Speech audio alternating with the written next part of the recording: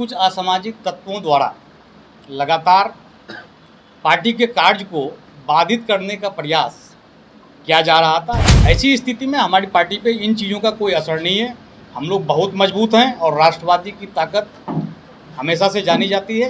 साथ ही साथ नागालैंड में भी हमारी सरकार भाजपा के साथ है। देखिए, राष्ट्रवादी कांग्रेस पार्टी में जो शरद पवार की पहले पार्टी थी, अब उस पार्टी में दो गुट बट गए हैं, एक अजीत पवार और एक शरद पवार। वही अब बिहार में जिस तरीके से शरद पवार की पार्टी पर जो दो गुटों में बटी है, चुनाव आयोग का भी फैसला जो है वो अजीत पवार के पक्ष में आया, क्योंकि कई विधायक जो हैं वो चुनाव जो अजीत पवार के पक्ष में हैं। इसको लेकर अब बिहार में नए प्रदेश अध्यक्ष ने पदभार संभालते हुए, जिस तरीके से बिहार के प्रदेश अध्यक्ष ने पदभार संभाला, वहीं माहौल भी काफ़ी गंभीर हो गया। इसको देखते हुए पुलिस प्रशासन की मुस्तैदी पार्टी कार्यालय में की गई और पदभार संभालते हुए क्या कुछ कह रहे हैं बिहार प्रदेश अध्यक्ष, एक बार आप सुने। देखिए, आज प्रदेश कार्यकारिणी की बैठक राष्ट्रवादी कांग्रेस पार्टी एनसीपी की बुलाई गई थी और कई राजनीतिक प्रस्ताव भी लिए गए हैं जिसको मैं आप लोगों के समक्ष रखूंगा।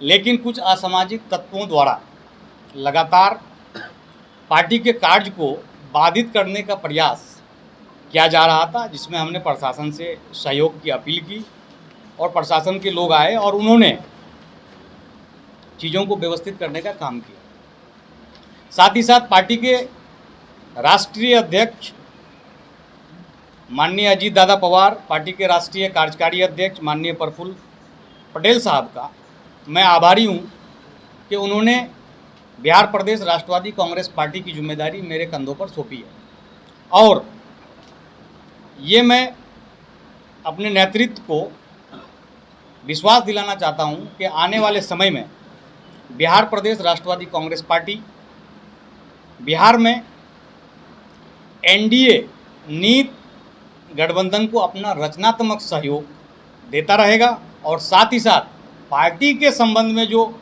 बात है और पार्टी की जो विचारधारा है उसको मजबूत करने की दिशा में लगातार प्रयास करते रहेंगे। पार्टी के राष्ट्रीय अध्यक्ष एनसीपी के राष्ट्रीय अध्यक्ष माननीय अजीत दादा पवार हैं, जो महाराष्ट्र में उप मुख्यमंत्री के रूप में महाराष्ट्र को अपनी सेवा दे रहे हैं और साथ ही साथ पार्टी के राष्ट्रीय कार्यकारी अध्यक्ष राज्यसभा सांसद आदरणीय प्रफुल्ल पटेल साहब हैं। ऐसे में आप लोगों को भी मालूम है कि पार्टी के राष्ट्रीय अध्यक्ष कौन है, तो ये कोई सवाल नहीं बनता है। मैं पार्टी का अधिकृत प्रदेश अध्यक्ष हूँ, तो मेरी दफ्तर है, तो मुझे अपने काम को तो पार्टी के काम को तो सुचारू रूप से चलाना पड़ेगा।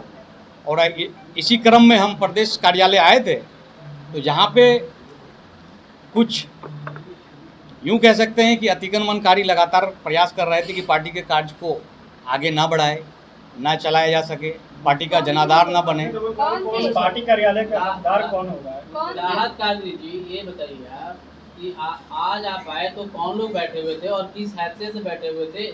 आप कह रहे हैं कि मैं यहाँ का प्रदेश अध्यक्ष हूँ और वो कह रहे हैं जो राणा रणवीर सिंह कि क्योंकि मैं पहले से बैठते आ रहा हूँ, मैं पार्टी चला रहा हूँ, एनसीपी का मैं प्रदेश अध्यक्ष है। पार्टी बैठे हैं एनसीपी के बिहार प्रदेश अध्यक्ष के रूप में मैं यहाँ बैठा हूँ और पार्टी के द्वारा मैं मनोनीत किया गया हूँ। ये पूर्व में आपको भी जानकारी है और समस्त प्रदेश को भी जानकारी है।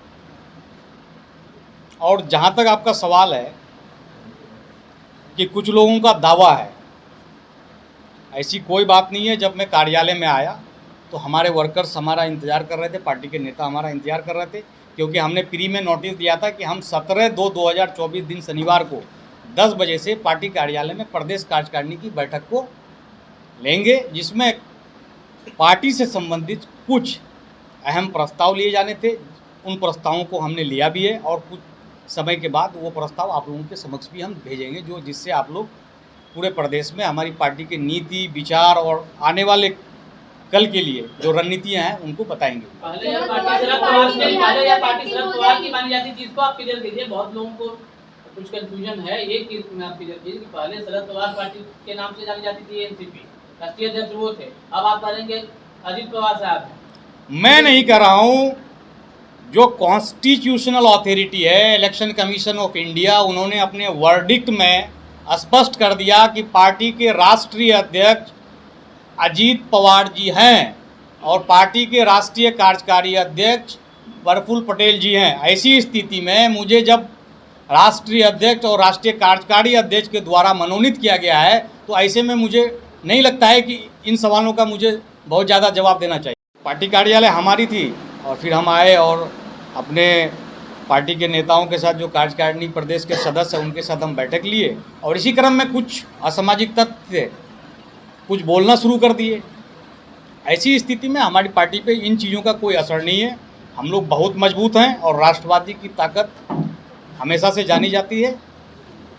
कोई विवाद नहीं है। पार्टी का सिंबल जो है और नाम, वो अजीत दादा पवार को इलेक्शन कमीशन ने सुपुर्द कर दिया है और उन्हें ही असली एनसीपी माना है। तो ऐसी स्थिति में क्या सवाल बनता है? अब आपके नेतृत्व में बिहार में संरक्षित होगा?